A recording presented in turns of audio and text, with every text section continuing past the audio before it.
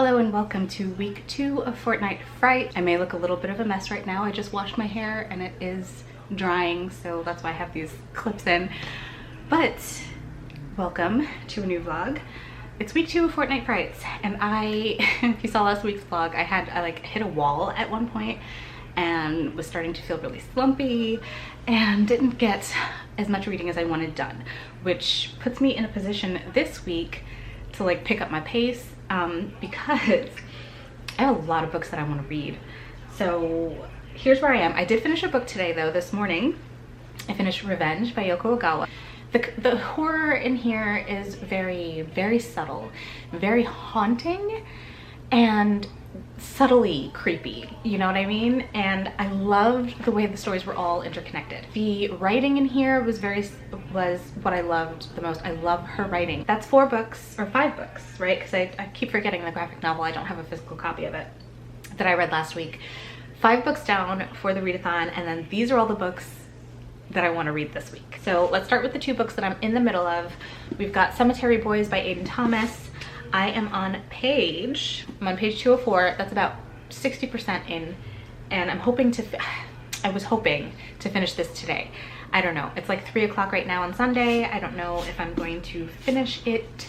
I've been staying up really late this weekend and just like watching. I finished watching The Haunting of Hill House, and I started The Haunting of Bly Manor, and just watching a bunch of like spooky. I was watching Sabrina, I never got around to watching the 3rd season. So I've been, just like watching a lot of TV, which I don't usually do. Usually all I do is read, like that's it. But I've actually been not feeling like reading lately, so yeah. And then the second book I'm in the middle of is The Good House by Tananarive. I haven't read any of this since like Friday, I think, but I'm currently 114 pages in at chapter 8, and I'm enjoying this so far as well. So that's what I currently have going on. And then the books that I want to read, of which there are quite a few, we've got Jagannath by Karen Tidback, which is the 2nd short story collection that I have for this week. Then we've got The Only Good Indians by Stephen Graham Jones, which I'm really excited about because I've heard so many good things. We've got Mexican Gothic by Silvia Moreno Garcia, which again I'm really excited about. These 2 are, you know, pretty short to average books as well, so I should be able to get through them quickly. And then we've got The Year of the Witching, which I was really hoping to finish last week, but I probably will be picking this one up next as soon as I'm done with Cemetery Boys. And I was thinking of reading some stories and poems from His Hideous Heart, which, if you don't know, this is 13 reimagined tales of Edgar Allan Poe's. So in the back we have Edgar Allan Poe's original tales, and then we have the reimagined ones in the front. So if I read one of his poems and one of his short stories, that would count for 2 of the prompts on the bingo board, as well as something written before 1960. So I don't have to finish this entire book, but if I just read like 2 things, then that'll be good. But also I'd kind of like to finish this as well. So that is a lot. That's a lot for this week, especially considering the fact that I have not been in the reading mood. So I don't know how this week is going to turn out. I barely know how last week turned out because I have not finished editing that vlog. So I need to edit that vlog because I want to get it up tomorrow, and I want to finish a book today. And those are my plans for today. This will hopefully be a better reading week than last week was. Although I keep saying that, but like last week was fine. It was just, I finished 4 things, right? But it was just like the end of the week. I just got slumpy. So we're gonna try to fix that this week and read as much as we possibly can. I'll talk to you soon. So last night I finished Cemetery Boys by Aiden Thomas. I stayed up till like 2 o'clock in the morning, and I'm really regretting it now because I'm so tired, but I finished. I gave it 5 stars. I know that if you saw last week's vlog, while I was reading this, I wasn't really in the mood for it, and I was kind of not in love with it yet, but I got to a certain point and just fell in love. And I talked about this last week, but we're following Yadriel, who is a part of this Latinx Brujex community that is very traditional in their, or very strict in their traditions, basically. And because he is transgender and his family and his community hasn't accepted him as a brujo, he decides to take matters into his own hands. They haven't let him do his ceremony to get his powers, so he does his ceremony in secret. And then something horrible happens. So basically when anyone dies in the Brujex community, they're able to feel it. Yadriel's cousin Miguel dies in a very violent way, and they don't know anything else more than that, but they all feel it. And so they're out looking for him. They can't find his spirit, they can't find his body. So Yadriel decides to try to raise his spirit and try to find out what happened to him. But instead of raising his cousin Miguel's spirit, he ends up raising the spirit of Julian Diaz, who is this kind of bad boy at school. And he's like, oh shit. So he tries to get rid of him, like send Julian off to the afterlife, but Julian refuses to go until Yadriel agrees to help him do some things. Like he wants to check in on his friends and make sure they're okay and stuff like that. And so they set off to kind of try to figure out what happened to Julian as well as Miguel, because they still haven't found him. And this was just so much fun. It was so wholesome and just like sweet and cute, and there's a relationship that develops between Yadriel and Julian, which was so beautiful. And I had like a grin on my face while reading this the entire time, and I even like teared up towards the end. Like it ended up being really, really beautiful. I loved the culture, I loved the food, I loved the celebration around Dia de Muertos, and I just loved everything about it. 5 stars. Who would have thought? I didn't think. But it just goes to show that like my reading is greatly affected by my mood. Like last week I was having a bit of a struggle, and while reading this I wasn't like in it, but thank God that turned around and I ended up loving this. So 5 out of 5 stars. That's another book down, and that actually fulfilled a lot of challenges.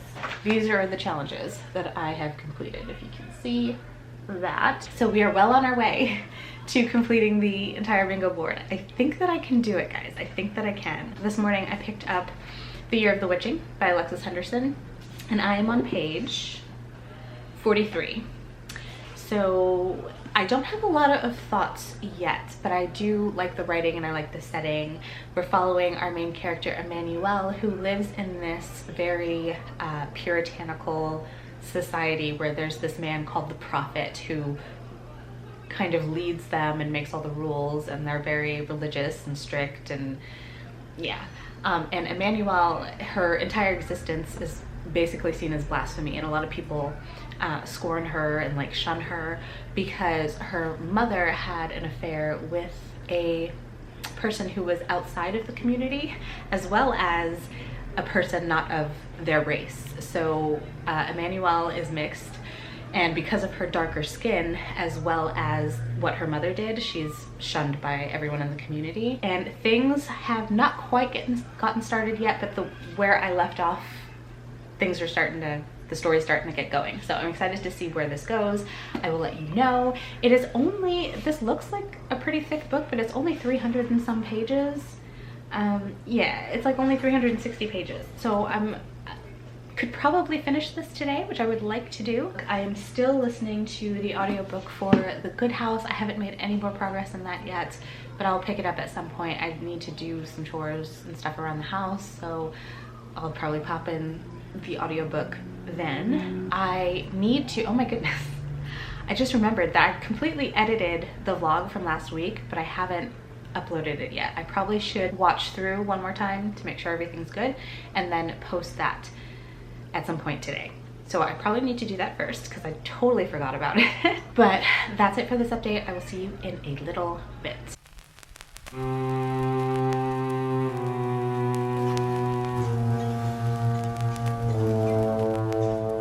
Happy Wednesday, guys. I have come to the realization and the decision that Tuesdays are cursed. Because if you saw my last week's vlog, I didn't update you on Tuesday, and Tuesday I had a horrible day. And the same thing happened yesterday.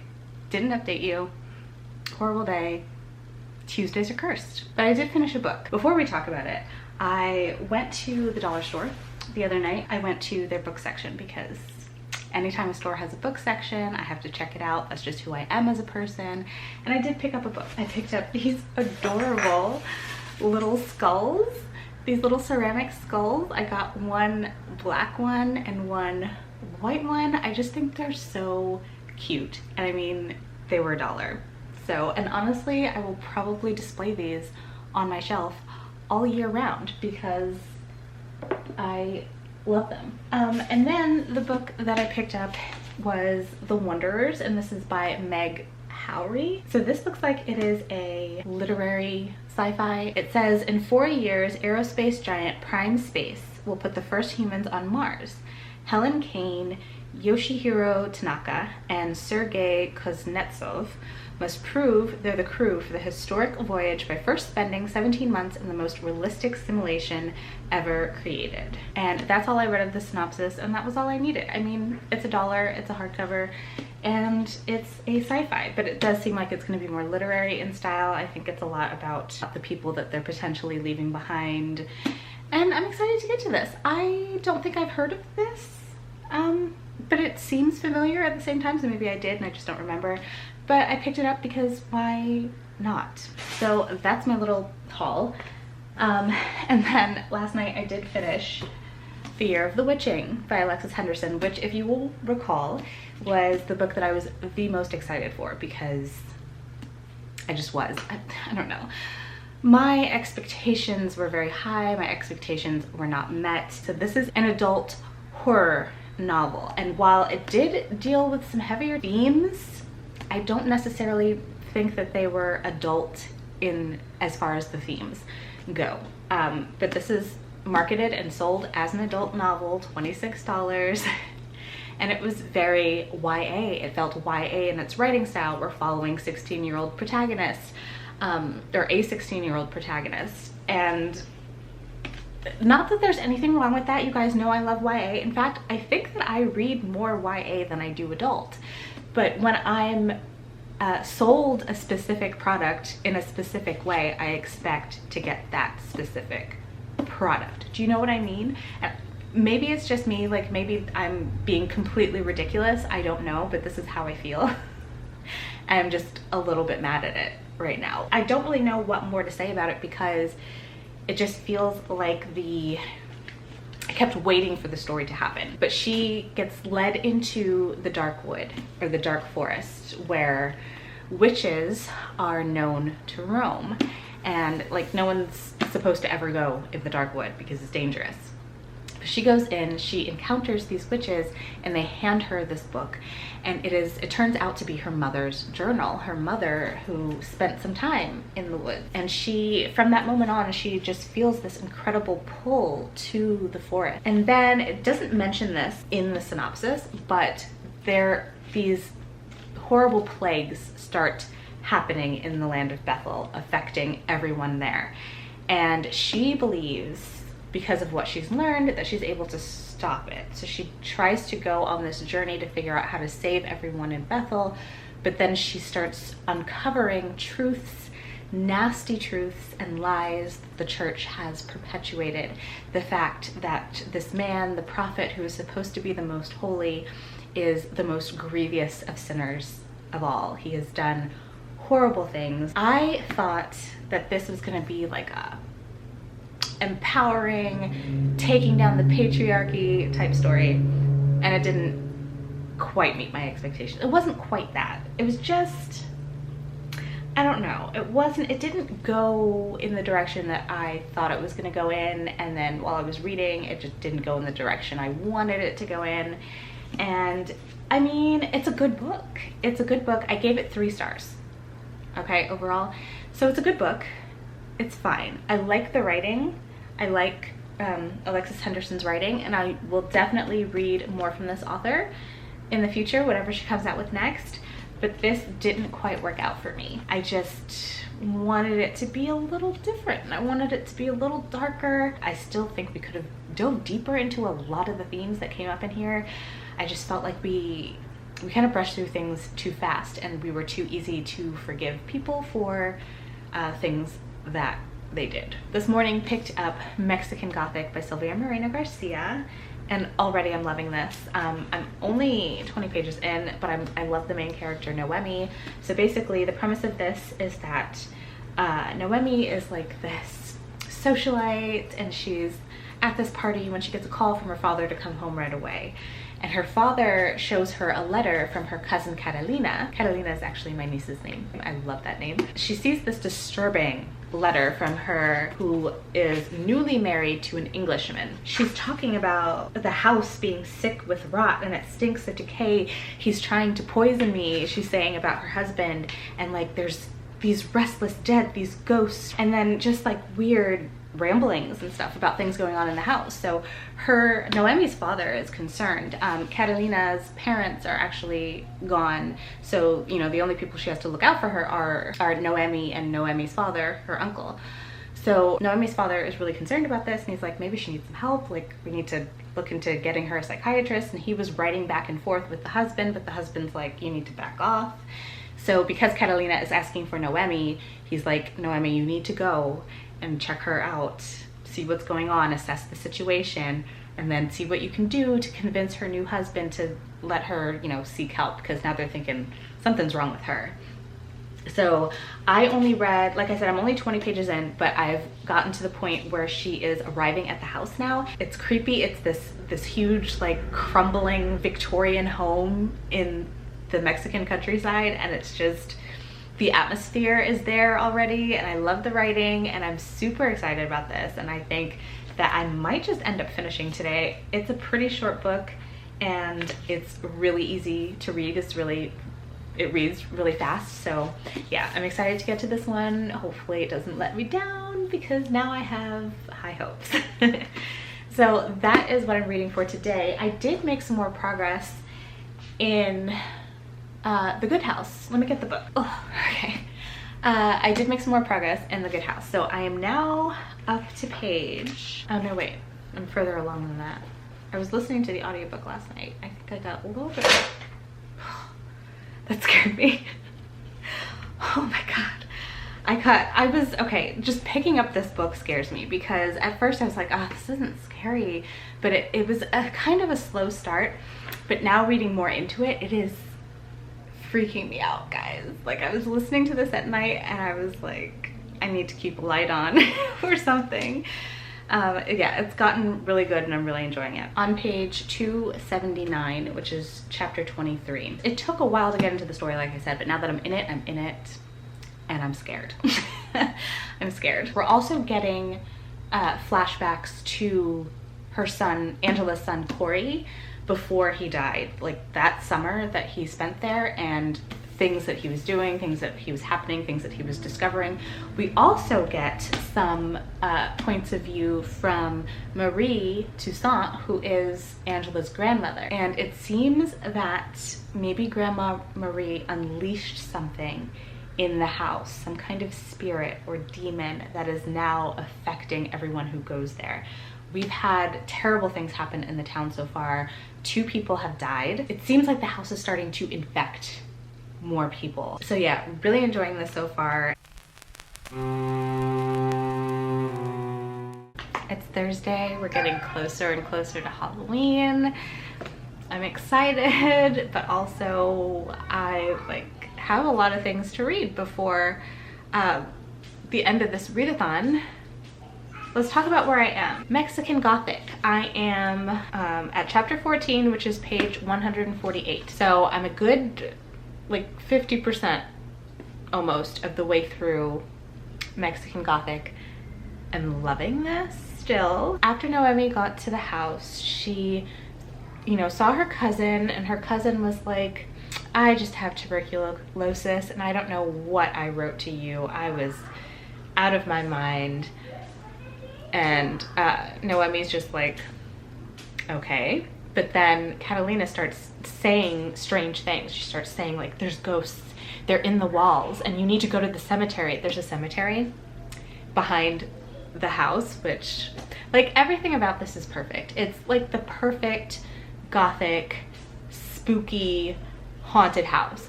But I just know that something else is lurking underneath. Like, there's something bigger that's gonna happen. I just know it, and I'm so excited. I really wanted to keep reading this last night, but I just was too tired. So I put it down, but I made it halfway through. I will finish the other half today for sure. Will I? Should I say that though? I don't know. I'll try.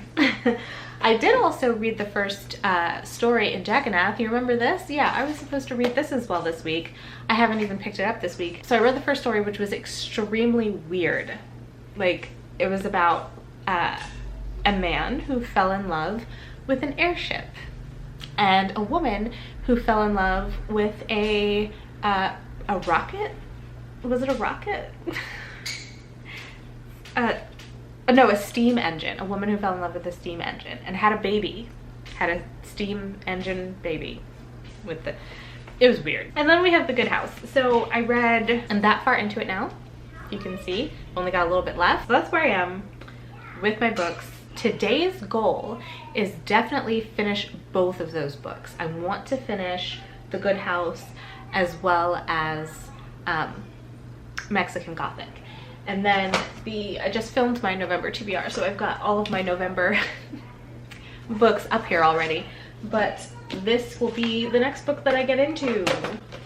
I'm going to read this one after I finish Mexican Gothic, which will probably happen, I'll probably start it tomorrow. So yesterday I went to Walmart. We needed to pick up new headphones for my son for school. And I picked up a book because of course I did. You know, I just, I can't help myself.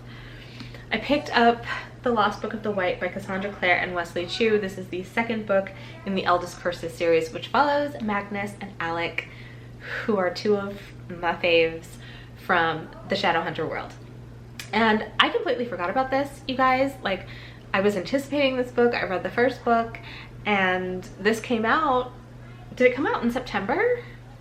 I think it might have come out in September and I forgot and didn't pick it up until I saw it at Walmart and I was like, oh yeah, I need to pick that up. This is the first book, which is The Red Scrolls of Magic, and as you can see, they changed the covers. That's not a problem because it has a reversible dust jacket, which matches the style of the first book, which, I mean, more publishers need to do things like this because that's awesome. The only problem that I have now is that I actually like this cover and I think I prefer it to the one that matches this. So what do I do? What do I do? I don't know. I think I'm gonna reverse the dust jacket and just see how it looks. Let's do that. Okay, this is it turned around. This is what it looks like. I mean, I like this cover too. I just like the realness of Magnus. I like this. I mean, I don't know, I just like it. I like the colors. I like that it's purple because purple is my favorite color. So, and then this original color cover is white. What do you think? What would you do? Would you keep this cover or flip it back around? Let me know in the comments. Maybe I'll change it afterwards. But there you go. I mean, now they match, which is cool. Not that it matters, because like I shelve my books by color, so they wouldn't be next to each other anyway. But yeah, this is an interesting update. There you go. I bought a new book. That's where I am with everything. I want to finish 2 books today. That is the plan. So last night I finished both of these. This one I really liked. It was really creepy. It was terrifying at parts. Like that whole magic gone wrong, be careful what you ask for and who you ask it from type thing is really freaky to me. And I loved it. I gave it a 4 out of 5 stars. Really enjoyed. Definitely want to pick up more books by Tananarive Due now. And then I finished Mexican Gothic also.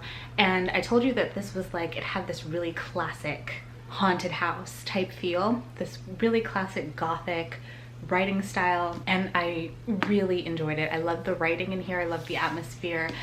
I loved the main character, Noemi, and I was a little bit disappointed, to be honest, with the direction that we went in. It went into a weird direction, and once we found out what was actually happening in the house, it wasn't what I thought. It wasn't what I thought at all. But I still liked it overall. I gave it a 4 out of 5 stars. Both 4 stars, both really enjoy, both definitely recommend. This is the plan for today. I want to finish both of these if I can. I mean, I have today and tomorrow, but like I said, I don't know that I'll be reading too much tomorrow, so I really want to focus on trying to get these done today. I have been on the lookout for my mail person because the Addie Larue box is supposed to be coming today, and I thought that I would open it with you guys on the vlog, so hopefully that comes soon and I can do that. Okay, it's literally like 2 minutes later and this showed up and I'm so excited. So this is the Owl Crate Special Edition Addie Larue box, and it is huge. Like, this is the biggest Owl Crate box I've ever seen. It is also quite heavy. So, oh my goodness, I'm so excited. All right, let's open it up. I cut the tape and there's what it looks like on the inside. Owl Crate presents The Invisible Life of Addie Larue box in collaboration with V.E. Schwab. So the first thing that's right on top is a pin. It's designed by Forensics and Flowers. And it says, "A story is an idea, wild as a weed." And that's what it looks like. Okay, there are tons of squigglies. I'm gonna regret doing that later. Okay, here's a little box. Oh, look at that. This is a wooden ring page holder. Place your thumb within the wooden ring to help keep the pages of your book held open for easier reading. And it says "Once Upon a Time" on it. I just think they are really neat looking. It holds the page open. I will definitely get a lot of use out of this. There, I don't know where to go next. Okay, this is a candle. So let's look at this. This is beautiful. It's by Alchemy and Ink. He is the darkness she met that night. Feral magic in a lover's form. It says it smells forest, earth, wood smoke, and night. Oh my god. Oh my goodness, that smells like sandalwood and forest, like a masculine scent, and I absolutely love it. This is what the label looks like, which is really, really beautiful, and it is a woodwick candle, which I've never tried a woodwick candle before, and I'm really excited to. Oh, it smells so good. Then we've got this huge box. It says Addie's Perpetual Wooden Calendar, featuring a beautiful quote from The Invisible Life of Addie Larue by V.E. Schwab. Okay, like the box itself is absolutely stunning. Oh, okay, it's one of those like little desk calendars. So you have the months and days. That's really pretty. I love the black and gold. It's actually really, really pretty. I think that's what's so incredibly heavy in the box, which makes sense. It's all wood. That's an interesting item. Then we have this box, and it says The Last Word Travel Mug. It says old, rare, new, the last word, books bought and sold, Queens, New York. Books she has found are a way to live 1,000 lives or to find strength in a very long one. So that is what that looks like. And it's a really good size. Oh, look at that. It's got a little strainer in it. Definitely useful, especially for tea. I'm a huge tea drinker, so this is perfect. I will definitely be getting use out of that. A playlist inspired by the unforgettable magical story In the Shape of a Girl. A Spotify playlist for Addie Larue. That is awesome. I'll definitely be checking that out. Okay. Well, we've got a notebook, and it's really dusty though. Okay. This says, what a luxury to tell one story, to be read, remembered. And this is what it looks like. It is absolutely gorgeous. I love the design of it. And it's got these like rose gold edges as well. Oh, it's a 3-year journal. Okay. So that's what it looks like on the inside. And it just gives you space for a few words each day. And now we are finally down to the book. And it is gorgeous. Oh my goodness.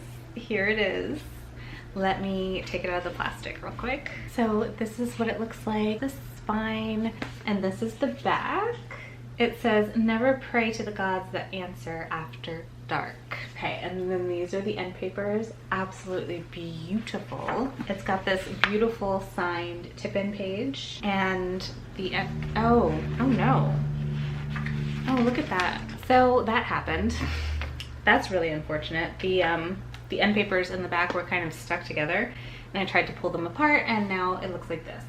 So yeah, that's very unfortunate. I'm really sad about that. I wonder if I can contact them and get another one, because that, you can definitely tell it just wasn't, yeah, that was not good.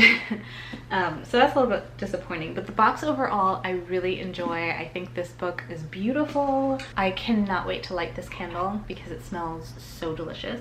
But yeah, that was the Owl Crate Addie Larue special edition box. It was kind of my birthday gift to myself. So yeah, I hope you enjoyed that little unboxing, and I will catch up with you at another time because I have not done any reading yet. But I will at some point.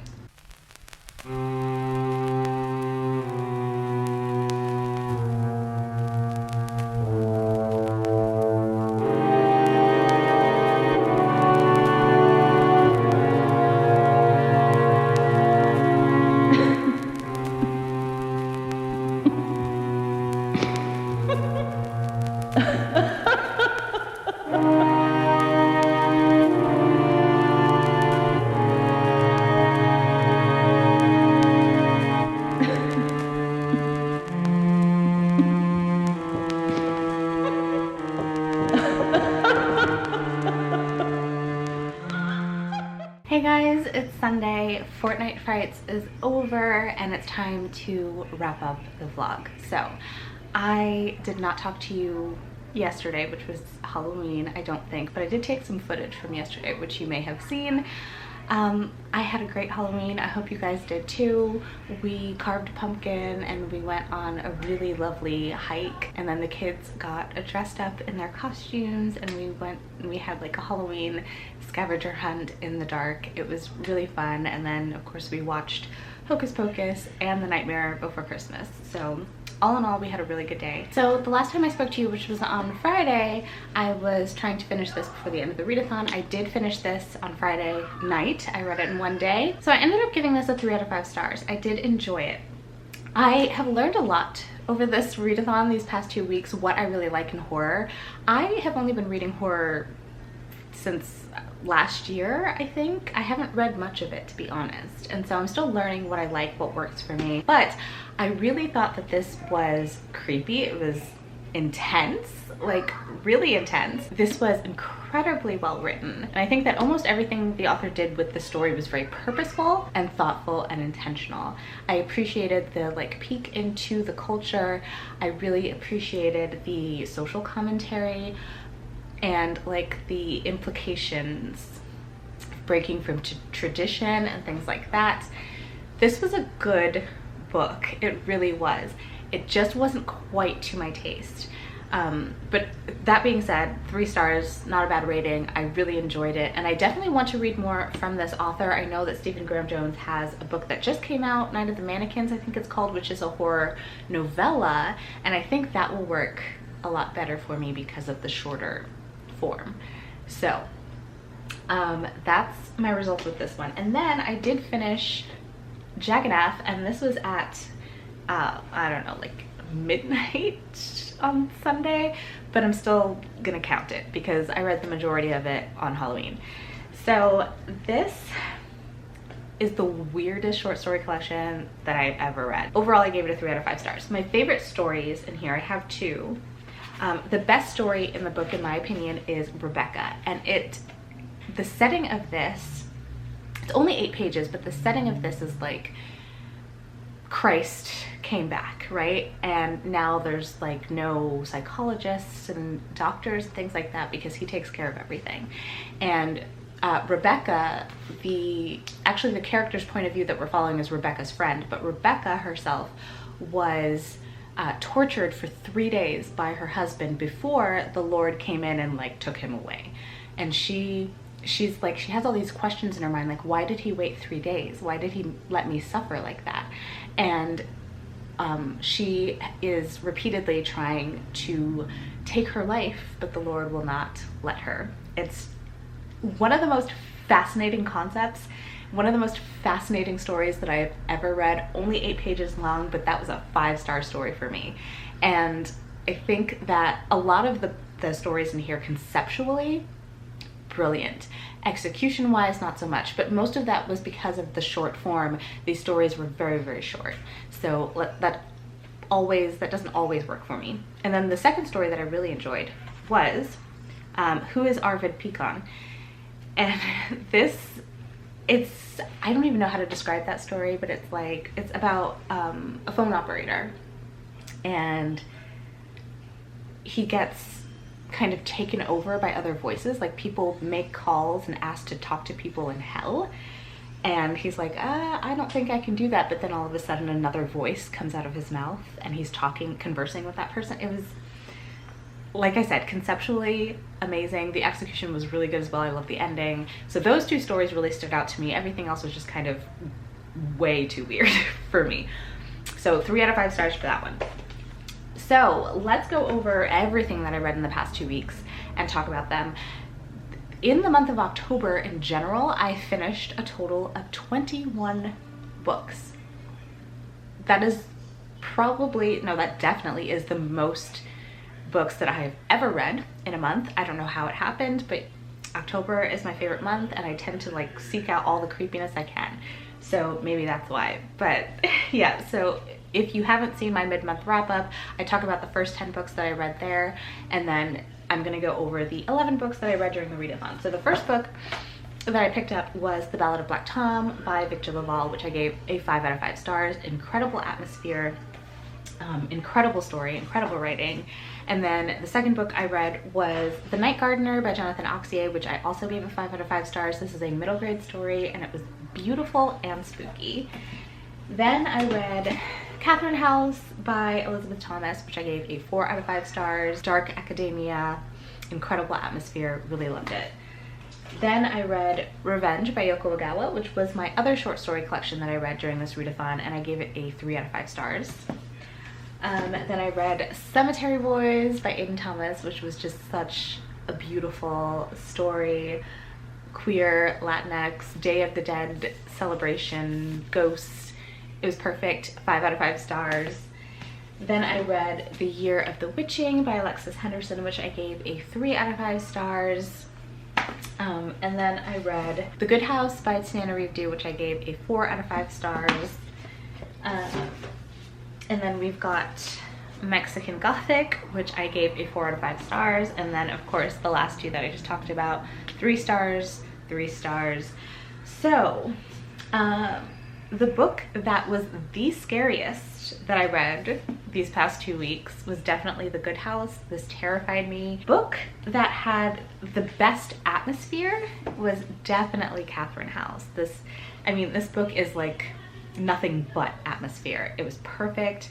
I definitely cannot wait for Elizabeth Thomas to write more books, and it was one hell of a debut. It gave me the most to think about was definitely The Ballad of Black Tom. In so few pages, this covered so many things. It's a book that still haunts me, that I still think about, and it was excellent. And the book that made me the happiest is definitely Cemetery Boys. I honestly had a grin on my face the entire time I was reading this. I had kind of a rough start with it because I was kind of slumpy that first week when I started reading it, but once I pushed through that, I just had a smile on my face the entire time. It was so heartfelt and beautiful and like just fun. It was just a fun time, but it was also very like deep and heartfelt and you know, dealt with some heavier topics. And it made me the happiest out of all the books that I read these past 2 weeks. So as far as the prompts that I finished, I will show you my completed board. That is what I did. So I got 2 bingos there. The only thing that I didn't accomplish was a horror poem written before 1960 and a short story. Otherwise, I mean, I completed all the prompts except for 3. So I mean, that's excellent. I had an amazing time. Seiji created an amazing readathon. I know she was having a rough time, so I am thinking of her, but this was an incredible readathon. I had a great time. I had a great Halloween. I hope you guys did too. Do let me know down in the comments your thoughts, your opinions on everything that I've read. Thank you so much for hanging out with me these past 2 weeks. I hope that you really have enjoyed, and if you did, don't forget to give it a thumbs up, hit subscribe, and I will see you in my next video. Bye guys.